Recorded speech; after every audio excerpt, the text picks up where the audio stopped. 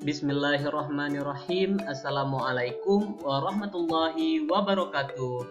Alhamdulillahillazi arsala rasulahu bil huda wa dinil haqq liyuzhirahu 'ala dini kullihi walau karihal kafirun walau karihal munafiqun. Asyhadu an la ilaha illallah wa asyhadu anna Muhammadan 'abduhu wa rasuluh la nabiyya ba'da amma ba'du. Alhamdulillah, puji syukur kita ucapkan atas kehadiran Allah Azza wa Jalla yang telah melimpahkan rahmat dan karunia-Nya kepada kita semua sehingga antum semua pada pagi hari ini dapat mengikuti proses pembelajaran walaupun dalam keadaan belajar daring. Salawat serta salam tidak bosan-bosannya kita doakan kepada Nabi besar kita, yakni Nabi Muhammad sallallahu alaihi wasallam. Allahumma sholli ala Muhammad wa ala ali Muhammad. Baik, soleh dan soleha semua, sebelum kita memulai pembelajaran pada pagi hari ini, marilah kita berdoa terlebih dahulu agar pembelajaran yang akan antum lakukan diberkati oleh Allah Subhanahu wa Ta'ala. Sudah siap soleh dan soleha? Sikap berdoanya. Doa sebelum belajar tema dengan mengucapkan basmalah. Bismillahirrahmanirrahim. Rabbi zidni ilman warzuqni fahman, amin. Nah, soleh dan solehah, semoga dengan kita membaca doa sebelum belajar, antum semua diberi kemudahan oleh Allah Subhanahu wa Ta'ala untuk menerima pembelajaran pada hari ini. Baiklah soleh dan soleha semua, sebelum kita memulai pembelajaran, mari siapkan buku tema, buku LKS, dan buku catatan antum ya soleh dan soleha semua. Hari ini kita akan belajar tema 2, selalu berhemat energi, subtema 3, energi alternatif, pembelajaran pertama. Nah, hari ini kita telah masuk ke subtema 3 ya soleh dan soleha. Nah, pada subtema 1 dan subtema 2 kita telah belajar banyak hal, mulai dari sumber energi, mulai dari manfaat energi, sampai ke hak dan kewajiban kita dalam memanfaatkan energi. Nah, berbicara tentang hak dan kewajiban, Ustadz sudah memeriksa tugas antum tentang hak dan kewajiban di rumah, di sekolah, dan di masyarakat. Pada hak dan kewajiban di sekolah, antum telah menuliskan bahwa antum semua berhak mendapatkan pembelajaran, berhak mendapatkan fasilitas, berhak mendapatkan ini, itu, dan lain sebagainya. Dan kewajiban antum ya belajar dan mengerjakan tugas dengan baik. Sekarang pertanyaannya, apakah antum sudah melaksanakan hak dan kewajiban antum sebagai soleh dan solehah kelas 4 SDIK Makkah tersebut? Nah, bayangkan soleh dan solehah, setiap hari belajar antum diberikan pembelajaran yang sama, diberikan tugas yang sama oleh ustadz-ustazahnya. Namun apabila antum tidak mengerjakan tugas, antum melalaikan tugas, sedangkan teman-teman antum terus mengerjakan tugasnya, antum akan tertinggal oleh teman-teman antum. Sedangkan antum semua telah melakukan kewajiban yang sama soleh dan soleh. Contohnya yaitu membayar uang sekolah. Orang tua antum telah bersusah payah mencari uang untuk membayarkan uang sekolah antum yang merupakan kewajiban antum sebagai soleh-solehah SDIK Makkah. Sedangkan antum telah mendapatkan hak antum namun tidak antum kerjakan. Sedangkan setiap sekolah, ustadz dan ustazah selalu memberikan materi, latihan, dan tugas-tugas yang sama kepada antum semua. Nah, betapa meruginya antum jika antum tidak melaksanakan hak yang telah diberikan kepada antum. Nah, seperti itu soleh dan soleha semua. Baik, hari ini kita masuk pembelajaran. Nah, coba antum perhatikan gambar berikut. Di sini ada gambar sebuah mobil ya soleh dan soleha. Nah, ini ada gambar sepeda motor. Nah, satu lagi ada gambar mobil truk. Nah, soleh dan soleha semua, apakah antum tahu Sumber energi apa yang digunakan agar kendaraan tersebut bisa bergerak? Nah, coba ingat lagi sumber energi apa yang digunakan oleh mobil, motor, dan truk agar dapat bergerak? Jawabannya adalah minyak bumi ya soleh dan solehah. Salah satunya bensin. Bensin buat dari minyak bumi. Antum telah mengetahui bahwa minyak bumi adalah energi yang tidak dapat diperbaharui dan suatu saat pasti akan habis soleh dan solehah. Nah, manusia memerlukan sumber energi lain atau energi alternatif untuk memenuhi kebutuhannya.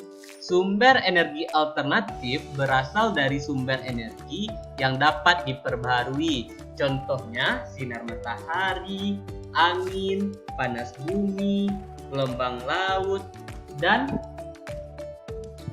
bahan bakar bio soleh dan solehah. Nah, sekarang coba kita perhatikan. Silakan antum buka buku LKS-nya halaman 66 dan tulis di catatan antum. Nah, di sini antum bisa ringkas saja ya soleh dan solehah di catatannya halaman 66 dan halaman 67 ini. Nah, contoh energi alternatif yang pertama yaitu matahari. Matahari adalah sumber energi terbesar di muka bumi. Hampir semua energi yang berada di bumi berasal dari matahari. Cahaya matahari dapat diubah menjadi listrik oleh alat yang disebut panel surya soleh dan solehah. Nah, tahukah antum bahwa energi matahari dapat diubah menjadi energi listrik dengan menggunakan pembangkit listrik tenaga surya atau PLTS. Nah, contoh energi alternatif yang kedua yaitu angin.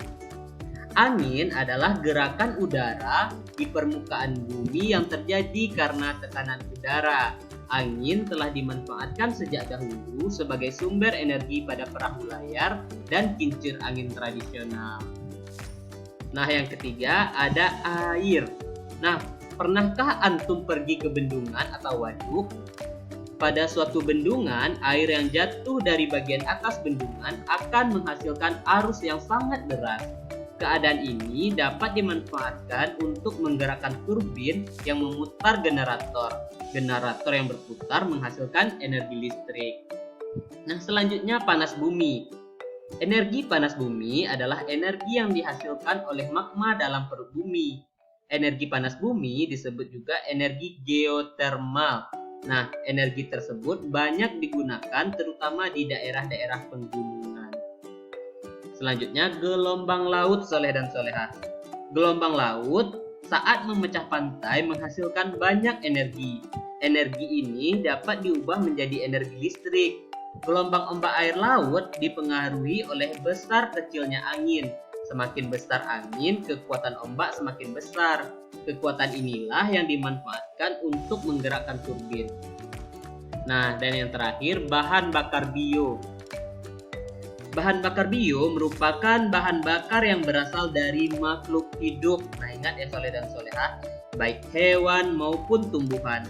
Bahan bakar bio yang berasal dari tumbuhan diantaranya tumbuhan berbiji yang mengandung minyak seperti bunga matahari, jarak, kelapa sawit, kacang tanah, dan kedelai. Bahan bakar tersebut dikenal sebagai biodiesel soleh dan solehah. Biodiesel dapat digunakan untuk menggantikan solar. Singkong, ubi, dan jagung dapat diubah menjadi bioetanol. Bioetanol dapat menggantikan bensin ataupun premium. Nah, coba antum perhatikan siapa yang tahu ini tanaman apa? Nah, benar sekali, ini adalah tanaman jarak ya soleh dan solehah. Mungkin antum sudah pernah melihat tanaman ini.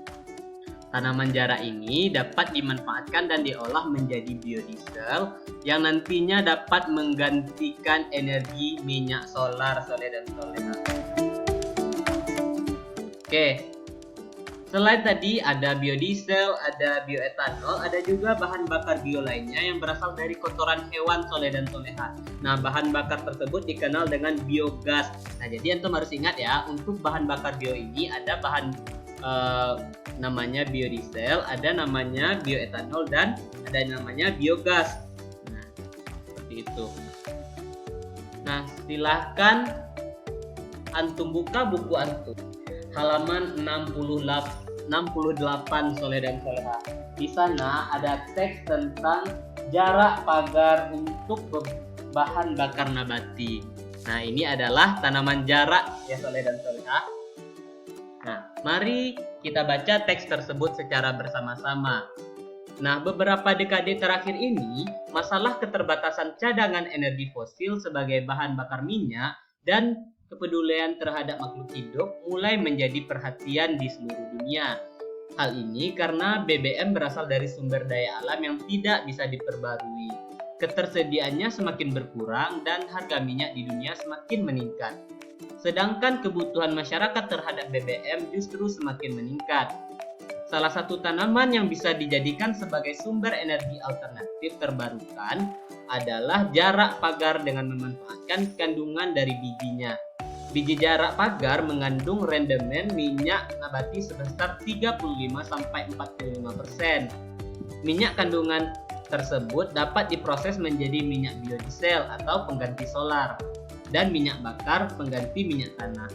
Nah, dengan menjadikan jarak sebagai biodiesel, maka dapat mengurangi polusi pada lingkungan sekaligus mengurangi ketergantungan pada BBM. Nah, jarak pagar banyak tumbuh di daerah tropis, meskipun sebenarnya merupakan tanaman asli dari Amerika Tengah. Di Indonesia, tanaman ini sudah lama dikenal sebagai obat herbal, bahan bakar, dan pagar hidup di perkarangan atau pembatas lahan. Nah, meskipun demikian, tanaman jarak juga memberikan dampak yang kurang menguntungkan bagi masyarakat. Nah, dari teks tersebut, mari kita bahas bersama-sama tentang manfaat, tentang kegiatan ekonomi apa saja yang dapat dihasilkan oleh tanaman jarak, apa saja dampak yang dihasilkan, dan apa solusi dari permasalahan tersebut. Yang pertama, manfaat dari tanaman jarak ini. Manfaatnya dapat dijadikan minyak pelumas dan bahan bakar biodiesel tadi ya Soleh dan Solehah, dan tanaman jarak juga dapat dimanfaatkan sebagai minyak rambut atau minyak gosok. Nah, kegiatan ekonomi yang dapat dihasilkan dari tanaman jarak ini, petani menanam jarak sebagai tanaman produksi. Nah, dampaknya akan berkurang lahan tanaman pangan seperti padi karena petani fokusnya menanam tanaman jarak. Nah, solusinya bagaimana? Nah, menyediakan lahan khusus untuk tanaman pangan dan juga sama pentingnya. Nah, jadi kita walaupun tanaman jarak ini sangat bermanfaat dan sebagai sumber energi alternatif, kita juga tidak boleh melupakan tanaman pangan Soleh dan Solehah, yaitu padi sebagai sumber energi kita untuk beraktivitas. Oke Soleh dan Solehah, angin merupakan salah satu contoh energi alternatif. Angin ada di mana-mana. Terdapat beberapa kegiatan memanfaatkan adanya angin. Salah satunya bermain layang-layang. Nah, coba antum perhatikan bagaimana cara membuat layang-layang. Di sini ada alat dan bahan yang dibutuhkan dan cara membuatnya. Nah, yang pertama letakkan bambu secara menyilang. Selanjutnya antum ikat bambu dengan menggunakan benang. Nah, selanjutnya ikat ke semuanya, ke semua ujung bambu yang telah antum ikat tadi dengan menggunakan benang. Nah, selanjutnya letakkan ikatan bambu di atas koran, lalu dijiplak Soleh dan Solehah. Nah, tambahkan 2 cm untuk garis gunting. Jadi antum mengguntingnya di garis yang telah antum beri jarak 2 cm tadi. Nah, selanjutnya rekatkan kertas pada koran menutupi bambu. Nah, selanjutnya antum bisa menambahkan ekornya pada layang-layang dan akhirnya layang-layang tersebut bisa digunakan. Baik Soleh dan Solehah, dari pembelajaran kita pada hari ini, bisa kita tarik kesimpulan bahwa sumber energi alternatif adalah sumber energi yang dapat menggantikan bahan bakar minyak atau BBM. Sumber energi alternatif dapat didapatkan dari sumber daya alam yang dapat diperbarui dan tidak akan habis. Keuntungannya yaitu sumber energi alternatif jumlahnya tidak terbatas dan tidak menimbulkan polusi. Baik Soleh dan Solehah semua, sampai disinilah pembelajaran kita pada pagi hari ini. Kita akhiri dengan mengucapkan doa kafaratul majelis. Subhanaka Allahumma wa bihamdika asyhadu an la ilaha illa anta astaghfiruka wa atubu ilaik. Assalamualaikum warahmatullahi wabarakatuh.